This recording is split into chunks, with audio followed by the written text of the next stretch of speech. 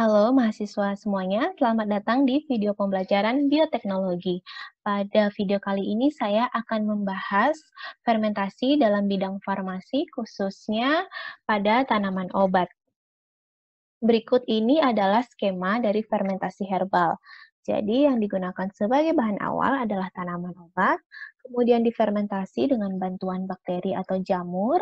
Setelah itu terjadilah perubahan baik secara kualitas maupun kuantitas dari senyawa aktif atau senyawa biokimia. Apa dampaknya? Dampaknya adalah peningkatan bioaktivitas dan daya cerna, sedangkan toksisitasnya dapat menurun. Mengapa kita perlu mengembangkan fermentasi herbal? Sebenarnya ada 3 alasan dan kita akan bahas satu persatu. Yang pertama adalah mikroorganisme itu dapat menghasilkan berbagai jenis enzim. Enzim apa saja? Contohnya enzim amilase, selulase, dan lain-lain yang enzim-enzim tersebut itu punya efek atau aktivitas dalam sintesis, dia terlibat di dalam sintesis maupun dekomposisi dari suatu substrat. Oke, kemudian enzim-enzim tersebut itu akan berguna. Salah satunya adalah untuk menghasilkan senyawa baru. Jadi senyawa baru ini kita bisa lihat dari dua sisi. Yang pertama, untuk fermentasi herbal, adanya mikroorganisme akan dapat menggunakan substrat atau senyawa-senyawa yang terkandung di dalam tanaman obat untuk menghasilkan suatu senyawa baru yang sebenarnya sebelumnya tidak dihasilkan oleh tanaman tersebut. Kemudian yang kedua, kita lihat dari sudut pandang yang lain ya, dari sisi yang lain, di mana tanaman obat punya senyawa-senyawa yang akhirnya berdampak pada jalur metabolisme dari mikroorganisme.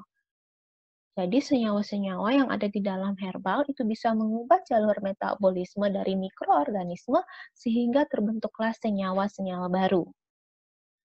Kemudian alasan yang ketiga adalah fermentasi dapat meningkatkan kuantitas dari senyawa bioaktif.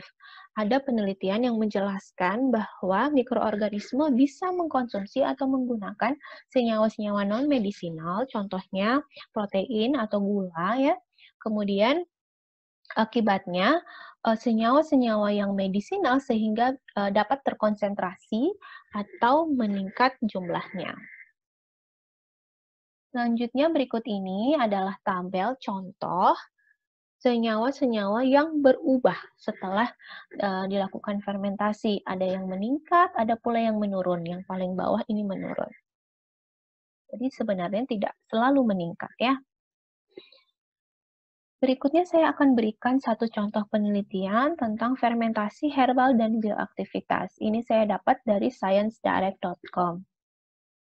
Konsepnya seperti ini, teh hijau diekstraksi, kemudian dibagi menjadi 2 kelompok, ada yang difermentasi, ada yang tidak difermentasi.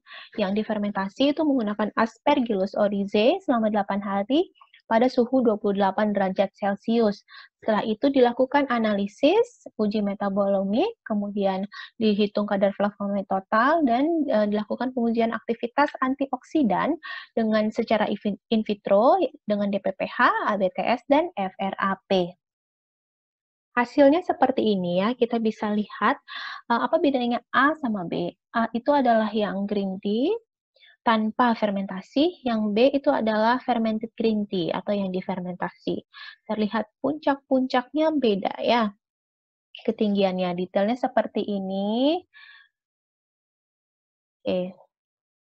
Sebenarnya jenisnya ada beberapa ya, ada 1 sampai 17, bahkan ada yang tidak bisa diidentifikasi. Jadi, penelitian ini fokus pada 17 senyawa ini karena terlihat perbedaan. Apa bedanya?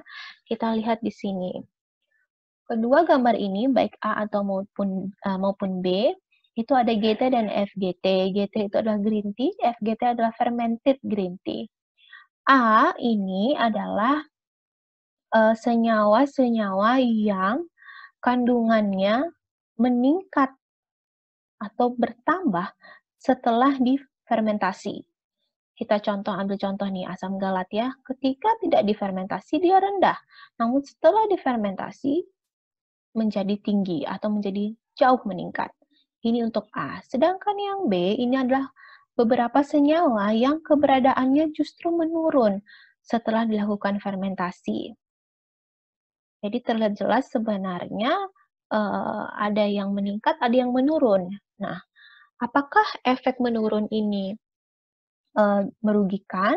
Itu tergantung, kita harus uji aktivitasnya. Nanti akan dibahas.